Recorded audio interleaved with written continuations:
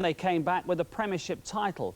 Spurs are onto their third man in charge since then. The champions are stuttering, though. Steve Wilson's your commentator at White Hart Lane. Another new era of sorts at White Hart Lane, with Spurs now under the stewardship of Martin Jol, and there could be no better start for him than a win over the Arsenal. Outgoing coach Jacques Santini is here today, a guest of French television, and the man he seemingly wouldn't pick, Michael Carrick, starts for Tottenham for the first time in the Premiership. That one of two changes to Santini's last selection. Eric Edmonds' return for Goran Bunjevcevic at left-back is the other. Arsenal make 11 changes to their Carling Cup team, but only one from the 11 which drew at Crystal Palace last weekend. Dennis Bergkamp is in for Robert Pires, and Arsenal's last league win was 3 days shy of a month ago. Steve Bennett is the man in charge, looking to keep his head, whilst all around those may well be losing theirs. The 148th North London derby.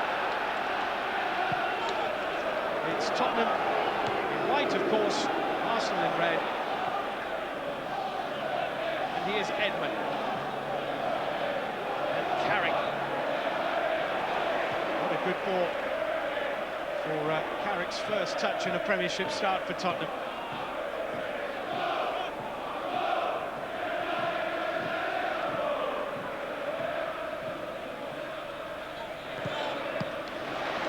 Ziegler was by Lauren.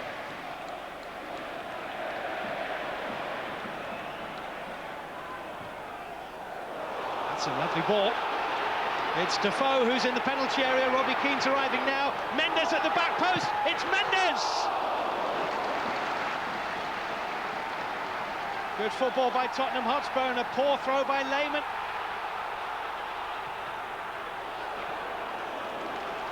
Brown's cross deflects back into the arms of the grateful Arsenal goalkeeper. It's been a difficult month for Arsene Wenger. Mendes, Carrick, who saw such a lot of the ball in the opening 10 minutes or so, and that's a decent ball to Defoe. Keane is charging into the middle. Keane wants it, almost got it. It's a corner kick, but it was within a whisker of being the opening goal. Lovely ball from Carrick, but the little dart from Jermaine Defoe left Pascal Sigon, and all credit to Lehmann. The rebound from Lauren might have gone in. It actually went behind for this corner, which Thierry Henry heads to temporary safety. Carrick. Offside flag is up. Well, the flag was up straight away. When Carrick hit that, I think Nebet was offside, and Jermaine Defoe certainly was offside.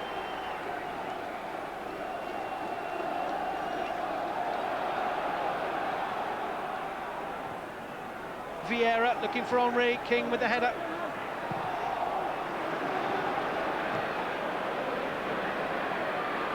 Reyes, good tackle. Well played, Michael Brown, clean as a whistle, and here's Jermaine Defoe. Referee's given the free kick, and Toure protests.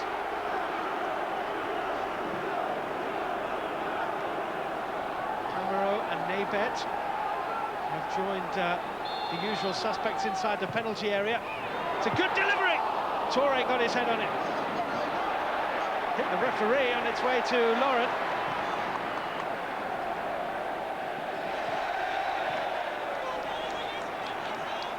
National coaches of Germany and England are here. Just got there ahead of Lauren, who led with an arm raised. That's what the free kick's been given for.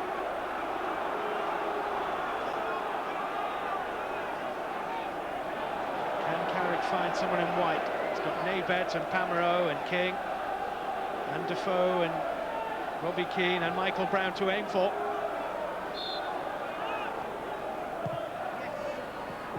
Oh, it's gone a long way, and it's Nebet!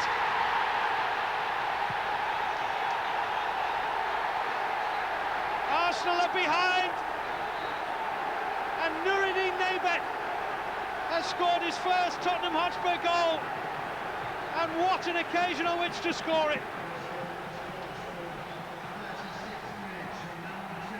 Michael Carrick's free kick wasn't dealt with, flashed across two Arsenal defenders. Toure was the last of them. And Naybet scores and Tottenham lead 1-0 to Martin Jol's team.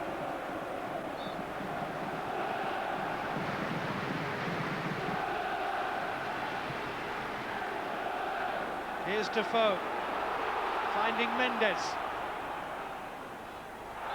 It's a free kick to Tottenham Hotspur. Naybet, by the way, was booked for his celebrations after the goal. After 4 consecutive league defeats, Tottenham Hotspur lead Arsenal. And probably on the balance of the game, deservedly so. They've had the better spell, certainly early on. And that might be an own goal! Oh! What a good save by Lehmann. This came off Vieira's head, didn't it? It's a very good save by Jens Lehmann, and it was nearly 2.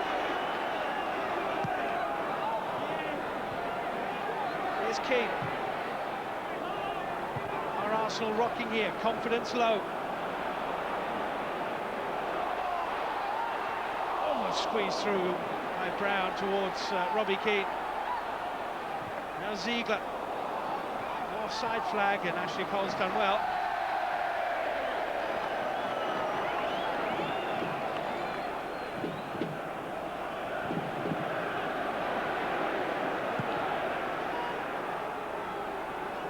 One minute.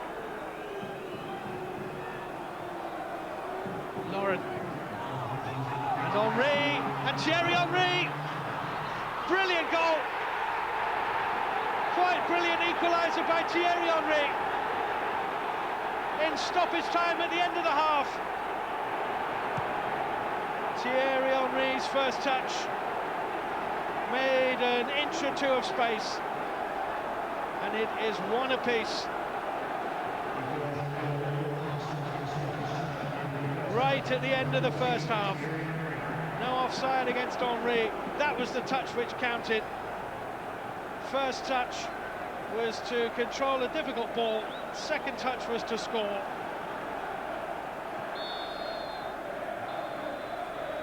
And it was that close to half-time. Thierry Henry's equaliser for Arsenal, following Naybet's opener for Tottenham Hotspur. It's been quite a first half. It's Tottenham 1, Arsenal 1.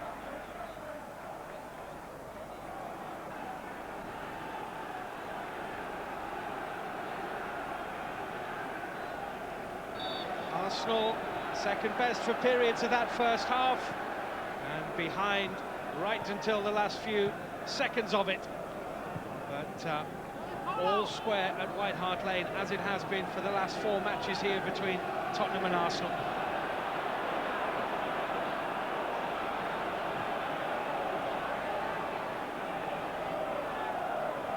Ljungberg. It's Lauren.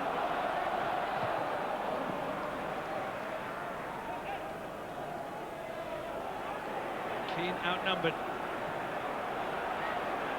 And here's Ljungberg. And Henry is onside, and Reyes!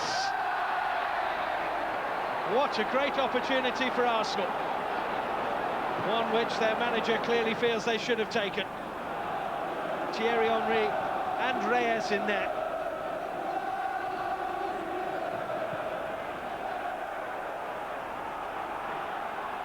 Real threat about Arsenal at the start of the second half.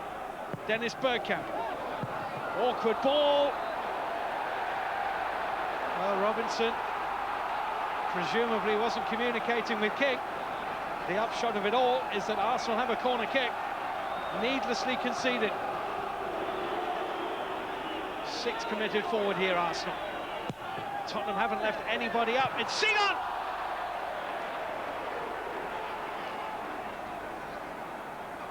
Just took a bounce in front of Pascal Sigon, I think. Hence he got right underneath it. Had he managed to meet it on the volley, he might well have scored. Reyes.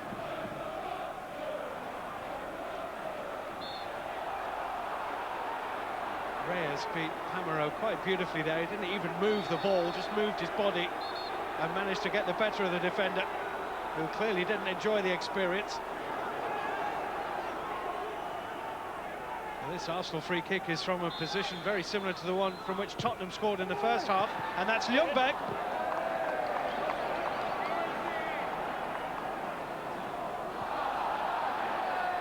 Tottenham have managed to concede possession to Reyes. Ljungberg. Ljungberg, it's a penalty. Noé Pamereau and Freddie Ljungberg. I wonder if Pamereau had calmed down after his contretemps with Reyes.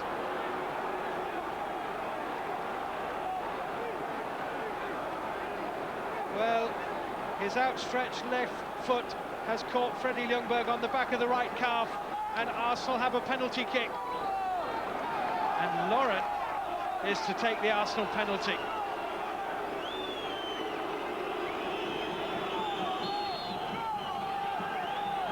Lauren scores. Arsenal in front, 1-0 down, 2-1 up. Simply done. Spurs looking a little ragged at the moment. Here's Dennis Bergkamp. Ljungberg ahead of him, almost through Nebet, who's then overrun it. And Vieira, Ljungberg to his right-hand side, Vieira for three, and Arsenal could be home and dry. 1-0 down in stoppage time at the end of the first half, 3-1 up before an hour is played.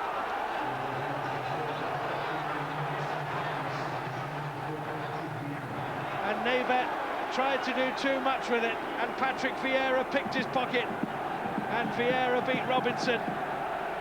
And is this the day on which normal service is being resumed for Arsenal? 2 Champions League draws, 1 Premiership defeat and 2 draws. But they lead now at White Hart Lane of all places by 3 goals to 1. And their captain, Patrick Vieira, just might have put this game beyond Tottenham. Nebet it was who was caught in possession, the man who put Tottenham in front. That's nice from Jermaine Defoe. And still Defoe, what about this? Oh, what a goal! What a magnificent goal by Jermaine Defoe! From the top draw to the top corner. It's 2-3.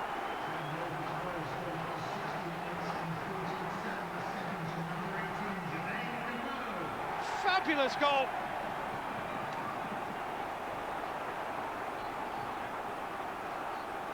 And watched in person by Sven-Göran Eriksson. What a goal. He is one cool customer. Tottenham are back in the game. Reyes caught by Carrick. And what a North London derby we have now. Tottenham Hotspur 2, Arsenal 3. Robert Pires to come on for Arsenal. And it's Reyes who is to be replaced, who hasn't been at his most effective this afternoon, tucked away on the left-hand side. Simon Davis is to come on at the same time. And Pedro Mendes is the man who makes way.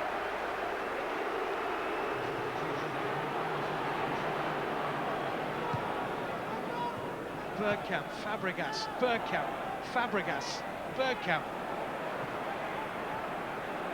Let's Pires have a touch.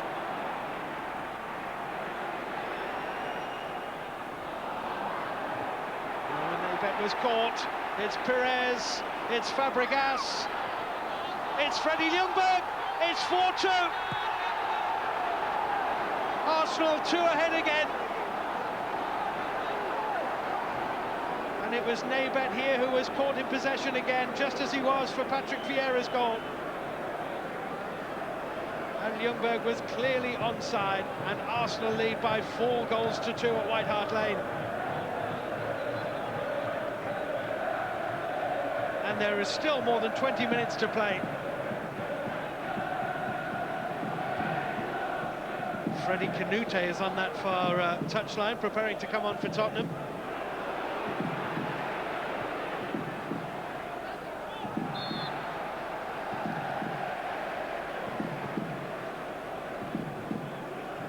It's Tottenham's free kick. Good delivery. Oh, and it's in! Could be an own goal. It's 4-3. Michael Carrick with the free kick. Ledley King attacked it, but whose was the final touch? It was King.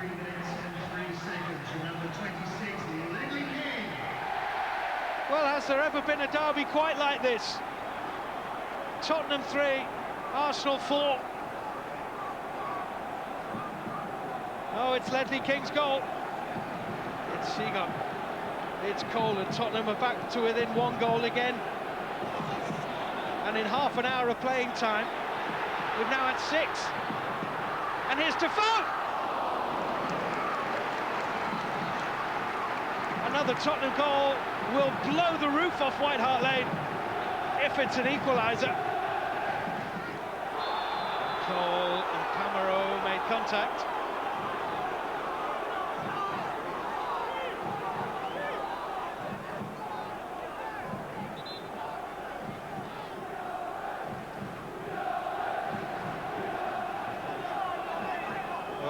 Are Arsenal going to get a 5th here? Henry! Robinson got a touch, it's a corner.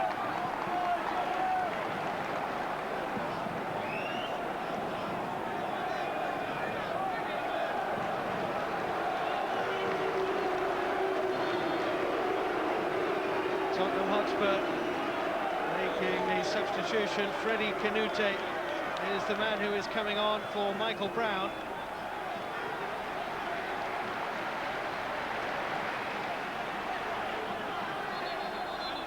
It's Arsenal's corner.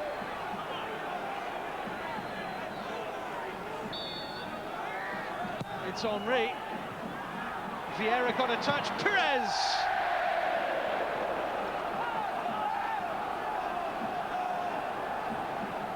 Hasn't had too many touches, Perez, since he came on. What an introduction. His first game as head coach of Tottenham Hotspur in the league. And it's Spurs 3, Arsenal 4. Ljungberg, Edlund ahead of him. Lovely ball, Thierry Henry, great challenge. Still Henry, Perez. Perez, oh I say, can you believe this? Tottenham Hotspur 3, Arsenal 5.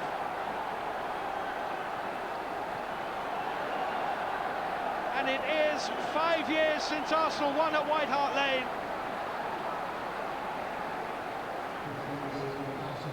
And this goal feast continues. Robert Pires helps himself.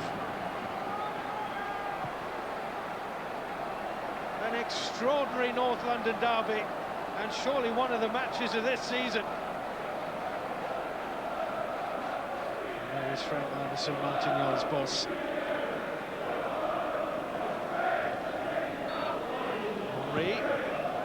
That's given away to Ziegler. Canute wants it. Ziegler provides it. Freddie Canute! 2.5 minutes to go. It's Spurs 4, Arsenal 5.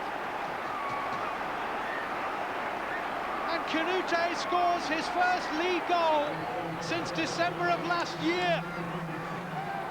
An extraordinary game of football.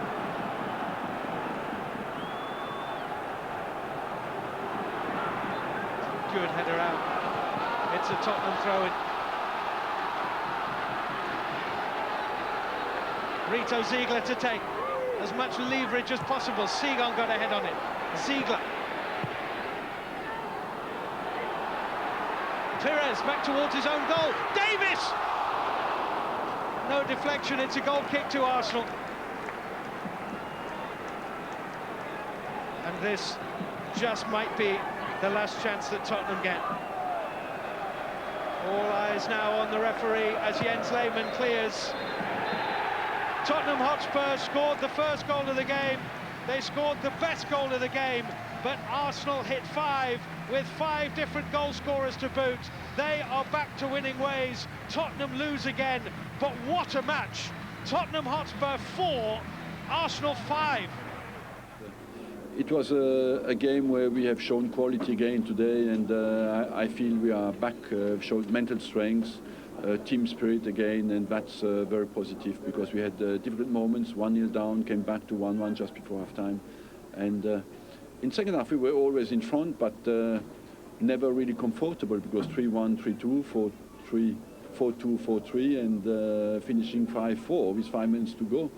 So it was very uncomfortable. But overall, I'm very pleased with the spirit and the performance of the boys. They had a nightmare. In the first half, you saw that we were on top of them. We played well. We were pressurizing them. I think we played some terrific football, and I couldn't imagine that before because I changed a couple of things. And against Burnley, we played well. And now, even against the Arsenal, I think we were on top of them. But if you're as sloppy as we were today, you can't win any game. No matter what was the score today, we really wanted to go back to the winning style, and we scored 5, we conceded 4. At the end of the day, we scored a lot, but conceded too much. But the only matter today was the 3 points, and when you saw how the game did start, I don't think everyone will have thought that was going to finish that way. So it's always good also when you get the 3 points. It's disappointing, you know, because it's a local derby and it's big for the fans, and we appreciated that. We give it our best, but sloppy mistakes really second half cost us, and you can't afford to give players of that calibre chances like that, and they're going to be punished, and that was the case. Well, not surprisingly, the highest scoring North London derby of all time. 10 shots per side, a 7 on target. What a strike rate. It was a fantastic game to watch, and it stood in stark contrast to the Manchester derby last week. You have basically 20 chances and 9 of them went in, and it was just absolutely magnificent to watch. 12 o'clock kick-off. You can't start your Saturday in a better way. And we'll look at the defence, the defensive errors, and you could be easy to be po-faced about the defending. But as Peter said, it was just great fun. That's what the football in this that sort of epitomises why football in this country is so popular, isn't it? Well, certainly, yeah. And I was working it out before. If Arsenal continue on this scoring vein, forget about the goals against for a minute. They'll get, what was it, 107.9 goals this season, which might just win them the league, as good as Chelsea are. Yeah. Yeah, but one thing is scoring all these goals, and for Tottenham as well, scoring 4 goals and not winning the game, that's a big problem for Martin Jol to having to deal with. And today, I mean, today they basically, on every single Arsenal goal, they were all over the place. Well, let's have a look at them then, actually, because there's quite a lot to talk about. Good thing Hansen's not here. There's a lot of bad defending to talk about. Well, we've got 2 England players picked out here. It's the goalkeeper Robinson and King. A little, lack of communication, and you can see the uncertainty there in King's eyes. You know, that was early on in the game. This is comic, isn't it? Yeah, really? It is. This is what eventually ends up in the penalty. King is not. He's not aware of anything. The goalkeeper wants to start the game very quickly there, and. You know, I don't know what King thinking about there. You see all basically the way they defend here is they've got so many players around one player, and Ljungberg gets free there, yeah. Yeah, it's just a silly penalty to give away. But that's comical, and that's what eventually led to the penalty. And this is the equaliser right on the stroke. That's the equal. Yeah, this is like Sturger half time. Again, King. I feel he's definitely out of position there. He should have been the other side. So that, maybe a suspicion of offside here. I don't think it is. I give him the benefit of the doubt here. But King again on the wrong side and doesn't recover quickly enough. And this is the first. Easy to lose track of. This is the 5th. That's the 5th. Again, if you look at this. Henry's got the ball, then he loses, and he gets it back. There's 6 players again. It's great feed by Perez there. But again, you have to question England players, King in the first instance, but also the goalkeeper could have stayed up. He should have stood up a bit more. I think he should have stayed up a little bit longer. But that was the way it was all the way through. And Naibet, who started the scoring, he could have been the hero of the game, but he basically, in my opinion, gave 2 goals back to Arsenal. Here he gets a ball, and I don't know why he's not passing the ball. He's trying to sort of bring it out. And again, all the defenders just looking at Vieira. Great finish. You don't give a player of Vieira's standard a chance like that. Is it too easy to say because he's played a lot of his football in Spain and on the continent where they do play at a different pace sometimes from the back? He's just surprised by the fact I just think that today was a bad day for defenders. Again, we have the same situation. A lot of Spurs players around Arsenal players. You don't give players like Ljungberg, who actually had a fantastic game today, you don't give him that amount of space. But I mean, it was like 11-year-olds playing, where the ball was. That's where all the defenders wasn't. It gave a lot of space for players like Ljungberg to exploit. Now, Sol Campbell wasn't playing today, which meant it was probably a little bit quieter at White Hart Lane than it would have been otherwise. But Arsenal are really missing him at the back because they look as if the opposition are going to score every time they attack them. Well, what they're doing at the moment is they are conceding so many goals on set pieces. And I don't know where the problem is. Is it Sol Campbell? Is the uncertainty with the goalkeeper that's been in the last couple of weeks? Well, a lot of teams has put pressure on. But we've seen, we had Colatura circle there, marking Naibet here. And basically, all he had to do was to make one little dummy. We see it here. This is the second goal. Again, another set piece, as you say. Yeah, it's a set piece, but you know, normally they defend that so very well. But today it was, and in the last couple of weeks as well. This is Henry, and this is when it's 5-3, 2 minutes to go into Canute, and it's 5-4, and it actually gave a little bit of excitement for the last couple of minutes. Is it too easy just to say it's all Seagan's fault? No, I don't think it's Seagan's fault. I just think it's a combination of a lot of things. There's been a lot of uncertainty about the goalkeeper. Sol's been out. I think Sol is a very important player for whatever team, if it's England or if it's Arsenal. He's not been in the team, and that's a problem. He's massive. He gets everything in the air. And, you know, Seagan is getting a lot of criticism, and that will affect him. I don't think he's a bad player, but, you know, if you go on the pitch week in and week out, and you know that everybody thinks you're a bad player, eventually you become a bad player. Now, there was one terrific individual goal, which was not really anything down to do with the defence, although you could say here that, you know, what's Lauren doing here? We're not going to mention defenders here. This is Defoe. This is why he's an England player. This is why he's such an exciting prospect. He does this, top corner, what a finish that is. And that was the best goal of the game for me. Unfortunately for him and for Tottenham, it wasn't enough. And you know, Martin Jol, he can sit back now and think, we scored 4 goals, we still didn't win. We lost the game. Yeah. Very briefly. The thing as well about Tottenham is that under Santini, he didn't concede any goals. And Martin Jol's been in charge for 2 games and conceded 7 at home. Yeah. Bring the fans back there, wouldn't it? Conceded 8. 8, sorry, 8, oh, yeah. 8, even worse. But at least the fullbacks are getting over the halfway line now, yeah. From North London. How important is it to you to get the job done in the Champions League, get qualification sorted out next year? How important, I don't know. It's just vital for us because we want to do well in the Champions League, and we know we will qualify. Do we have a great result in Eindhoven, and we want to achieve that, and I'm confident we will. But of course, it's a big game. Why the Champions League appears to have become so tricky for your players, given their dominance domestically? Because we have shown some weaknesses in a period where it matters, or for injuries, or because we're not stable enough defensively, and that's why I feel mainly for defensive reasons we have not gone through completely.